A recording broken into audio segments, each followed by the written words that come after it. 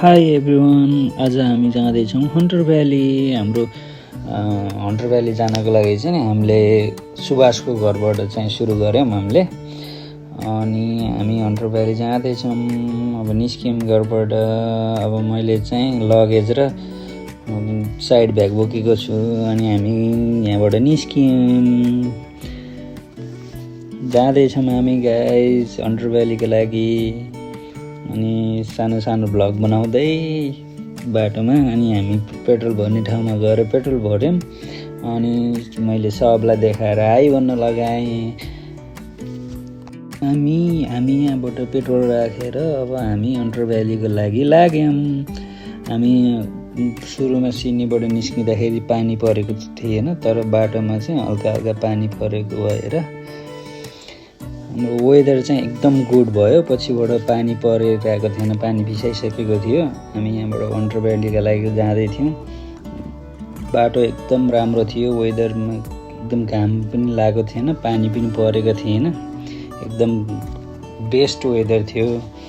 अनि यहाँबाट लाग्यौँ हन्टर भ्यालीको तर्फ। अनि हामी गाडीमा रमाइलो गर्दै गर्दै गीत गाउँदै गाउँदै अनि हामी बिस्तारै बिस्तारै हन्टर भ्यालीको लागि जाँदै थियौँ।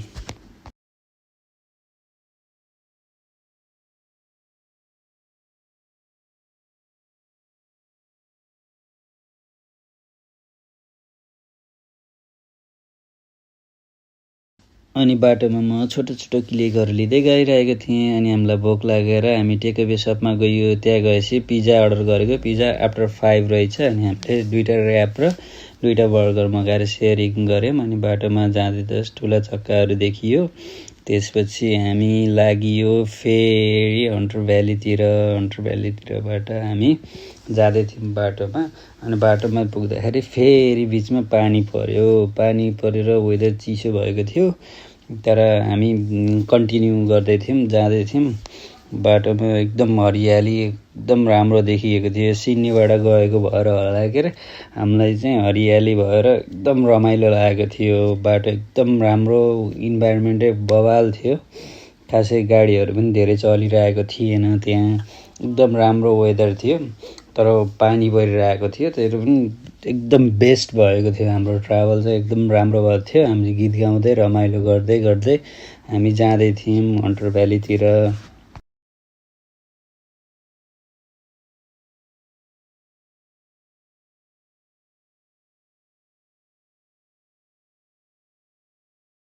हामी चाहिँ घर पुग्न लागिसकेको थियौँ, तर हामीले चाहिँ बाटोमा कुरा गर्दै थियौँ। जस्तो फोटोमा देखायो त्यस्तै देखिँदो रहेछ भन्दै हामीले गफ गर्दै हामी जाँदै थियौँ। अनि हामी चाहिँ अब बिस्तारै घरतिर पुग्न लागिसकेका थियौँ। अनि हामी यहाँबाट हामी सिधै बिफहरू हेर्दै भेडाहरू हेर्दै जाँदै थियौँ। अनि हामी घर पुगियो। घर पुगेर म गिटार बजाउनुतिर लागेँ। अनि सुभाषले चाहिँ चेक गर्दै थियो के कसो छ, कता छ भन्दै। अनि ऊ चाहिँ डाइरेक्ट त्यसपछि ऊ रुम चेक गर्नुतिर गयो। अनि गएर ऊ डाइरेक्ट कुनाको रुम चेक गर्छ पहिला। अनि रुम चेक गर्यो उसले। अनि गएर लाइट बाल्यो। अनि लाइट बालेर उसले चाहिँ त्यो बेडहरू चेक गर्दै थियो क्या, त्यो दाबेर कस्तो छ भनेर। अनि त्यसपछि त्यहाँको ड्रयरहरू पनि चेक गर्दै थियो। अनि त्यहाँबाट सुभाष निस्केर अनि त्यसपछि अर्को कोठातिर गएर चेक गर्न लाग्छ। अनि त्यहाँ गएर लक खोलेर अनि फेरि अर्को कोठा चेक गर्छ। अनि त्यहाँ चाहिँ सिङ्गल बेड 2टा राखेको रहेछ। अनि त्यहाँ गएर उसले लाइट बालेर चेक गर्छ त्यहाँ पनि, कोठामा पनि। अनि त्यसपछि त्यहाँ एकैछिन बस्छ। अनि त्यसपछि त्यहाँबाट हामी निस्किएर अनि बाहिरतिर निस्किन्छौँ। बाहिर अब हामी चाहिँ त्यो के भन्छ अङ्गुरको खेती गरेको ठाउँतिरबाट हामी हेर्दै हामी सेक्वेतिर जान्छौँ। सेक्वेमा गएर फोटो खिच्छौँ।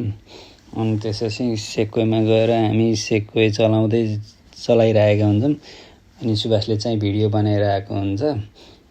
यो चाहिँ मेरो फर्स्टचोटि थियो सेक्वे गर्न गएको। अनि त्यसपछि हामी यहाँबाट हामी भिडियो बनाउँदै सुभाषलाई बोलाउँदै थिएँ। अनि यहाँ चाहिँ म सिङ्गल हात छोडेर चलाएर आएको थिएँ सेक्वे। बहुत रमाइलो भयो। यहाँ पनि हामी फर्स्ट एक्सपिरियन्स भयो। अनि हामी फोटो खिचियो सबैजना मिलेर।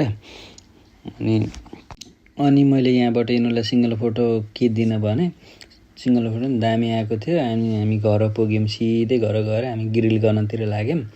सुभाष र म बसेर पुरा ग्रिल गर्दै थियौँ, बाहिरतिर बसेर ग्रिल गरिरहेका थियौँ। अनि त्यसपछि बाहिरको पुरै वेदरहरू पनि बवाल थियो। अनि त्यहाँ चाहिँ स्विमिङ पुल पनि रहेछ। अनि हामी सेक्वेको भिडियो पछाडि पनि, अनि त्यसपछि हाम्रो यो रेसवाला भिडियो पनि रहेछ। अनि फेरि मैले रेसवाला भिडियो फेरि एड गरेँ। सुभाषहरू चाहिँ पहिल्यै पनि गइसकेको रहेछ। हामी चाहिँ यो चाहिँ फर्स्ट टाइम थियो मेरो चाहिँ यो गरेको चाहिँ के अरे सेक्वे खेलेको चाहिँ। त्यही भएर अनि हामी चाहिँ एकदम केयरफुल भएर गरिरहेका थियौँ। जस रमाइलो भइरहेको थियो हामीलाई चाहिँ।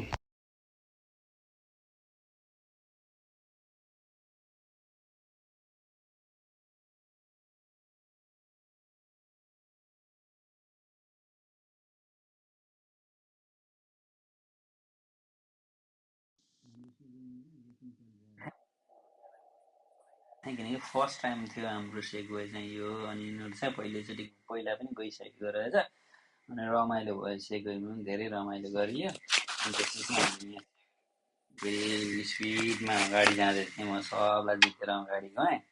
अनि फेरि राउन्ड हान्दै थिएँ, राउन्ड हान्दै। ल है त गाइज, अब हामी पार्ट 2मा भेटौँ ल। म चाहिँ यो हन्टर भ्यालीको सबै सकिसकेँ।